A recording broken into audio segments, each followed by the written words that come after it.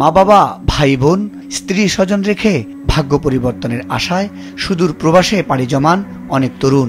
কিন্তু দালাল চক্রের কবলে পড়ে সর্বস্ব হারিয়ে কেউ কোন রকম জীবন নিয়ে ফেরেন।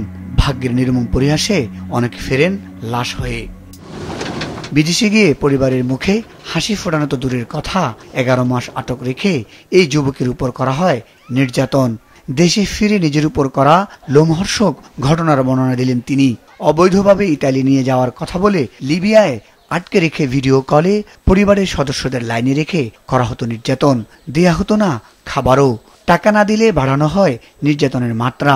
সন্তানকে বাঁচাতে পরিবার বাধ্য হয়ে মুক্তিপণের টাকা দিত। এমনই এক বন্দিদশার বর্ণনা দিলেন আসিফ। জানান, লিবিয়ার সেই বন্দিশালায় আটক রয়েছে অন্তত 2000 বাংলাদেশি। দেশীয় দালালদের সাথে মানব পাচার এই চক্রের সাথে জড়িত রয়েছে লিবিয়ার সিভিলিয়ান ও সরকারি বাহিনীর কিছু অসাধু কর্মকর্তাও। দালাল চক্র আর কি, উনি আমাদের অনেক প্রলোভন আর কি দেখাইছে যে আমার কাছে আসো, আমার 14 লক্ষ টাকা দিলে আমি তোমার ইটালি আর কি পাঠাই দেবো আর কি, যেভাবে হোক। তো ওনার কথা মতো উনি অনেক লোভ লালসা আমার ফ্যামিলিরে দেখাইছে।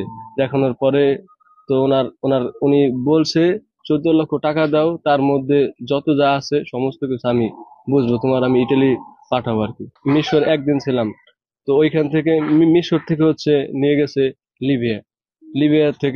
লিবিয়া যাওয়ার পরে ওইখান থেকে এক লিবিয়া আছে, উনি আমাদের রিসিভ করছে আর কি।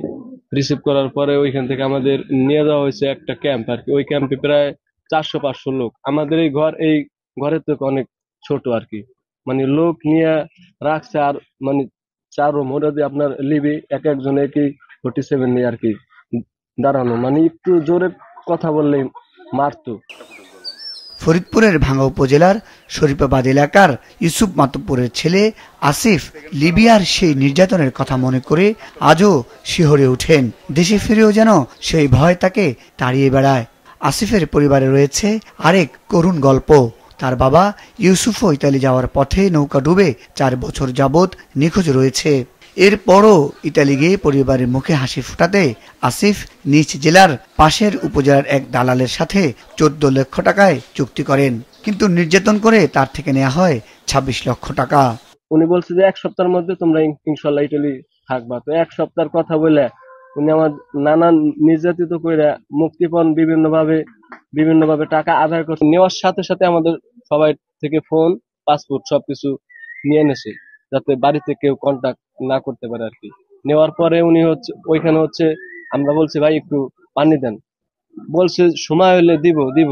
1 ঘন্টা হয়ে যায়, 5 ঘন্টা হয়ে যায়, পানির কোনো খবর নাই। আমরা ওই সময় খুবই ক্লান্ত ছিলাম, পানির কোনো খোঁজ খবর কিছুই নাই। খাবারের একদিন পরে আমাদের একটু খিচুড়ি দিয়েছে ওইখানে যাওয়ার পরে, 1 দিন পরে। আর 3 দিন পরে আমাদের কন্টাক্ট করেছে, বলছে যে ফোন দে, টাকা চা বাড়িতে। কিন্তু এরপরেও খালি হাতে ফিরতে হয় দেশে। সন্তানকে বাঁচাতে গরু, জমি বিক্রি ও লোন করে টাকা দিয়ে দালালকে মুক্তিপণের টাকা দিয়েছেন আসিফের মা। 4 সন্তান নিয়ে তিনি এখন পুরাই অসহায়।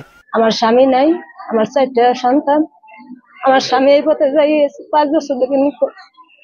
আমার বড় সন্তান ওই সন্তানরা অনেক নির্যাতন করছে, মারধর করছে, আর পা ভাঙিয়ে ফেলাইছে।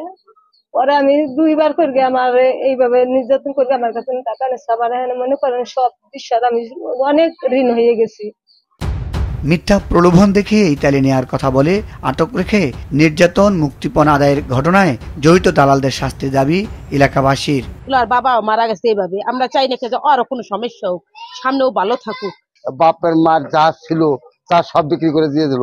বিক্রি দিয়ে এখানে ছেলেও কান্দ কেনে, আর এরাও তো বিক্রি করে দিয়া পথের ফকিরে এখন এদিক ওদিক চলতেছে। টাকা পয়সা দিছে, সব টাকা পয়সা আপনার ফেরত চাই আর দালালের বিচার চাই। অভিযুক্ত দালাল মেহেদী হাসান মঞ্জুর বাড়ি রাজৌর উপজেলার সত্যবতী গ্রামে।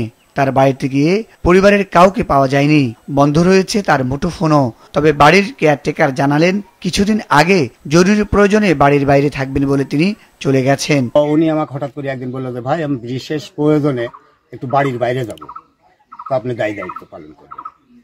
ভাই আপনি যেহেতু আপনার চাকরি করি তো ঠিক আছে, সমস্যা নাই। ভাবি ছিল, এক সময় দেখলাম যে লোকজনের পরস্পর শুনতে লাগলো যে এই কাহিনী। অনেকে আসে, বাড়িপুরে আসে, টাকা পয়সা হ্যান ত্যান। ইউরোপের রঙিন স্বপ্ন দেখিয়ে গ্রামের যুবক ছেলেদের ইউরোপে যাওয়ার ফাঁদে ফেলে আটকে নির্যাতন করে মুক্তিপণ আদায়ের এই চক্রের বিচারের দাবি যেমন স্থানীয়দের, সেই সাথে বিদেশে যাওয়ার ক্ষেত্রে সকলকে সচেতন হওয়ার আহ্বানও সবার। মুজাহিদ সাকিফ, মাছরাঙ্গা নিউজ ডেস্ক।